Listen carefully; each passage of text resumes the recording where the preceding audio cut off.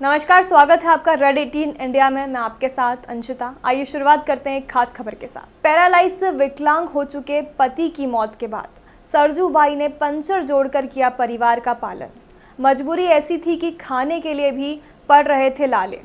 देखिए हमारे सहयोगी विदिशा से सोनू कुशवाहा की एक खास रिपोर्ट। ये कहानी है मध्य प्रदेश के विदिशा की सरजू बाई की।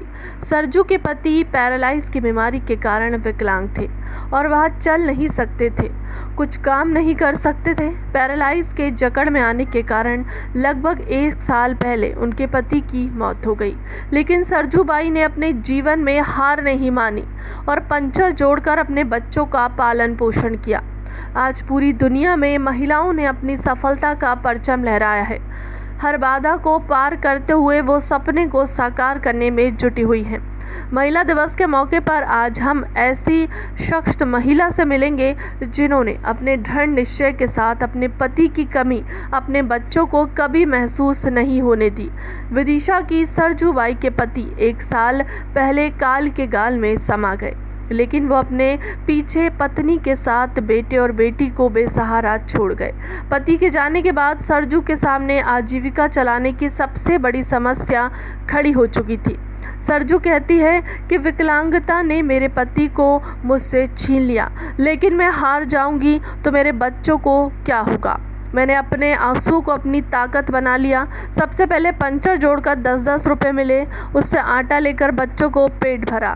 फिर थोड़ी हिम्मत बढ़ी और पंचर की दुकान को ही अपनी आजीविका का साधन मानकर मेहनत करने लगी और इस काम को ही आजीविका का साधन बना लिया ताकि अब बच्चों को एक बेहतर भविष्य दे पाऊँ।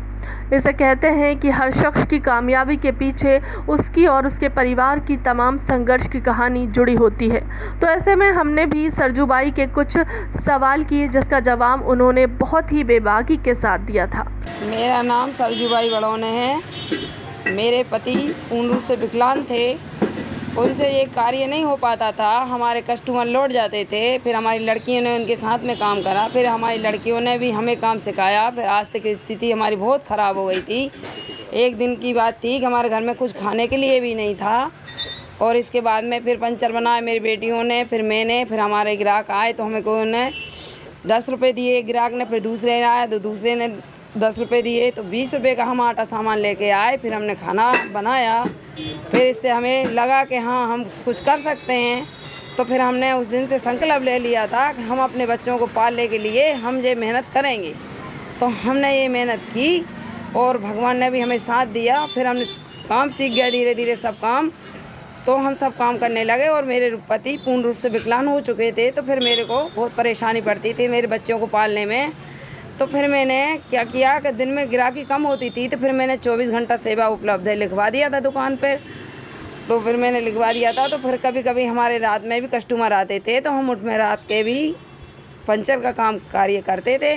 जब भी आ जाए, जब भी जितने बजे भी आ जाए उतने बजे, लेकिन पैसा हम जितना दिन में लेते थे उतना रात में ही लेते थे और हम उससे कभी ज़्यादा नहीं लेते थे। हमको करते करते ये 20 साल हो गए ये काम करते करते।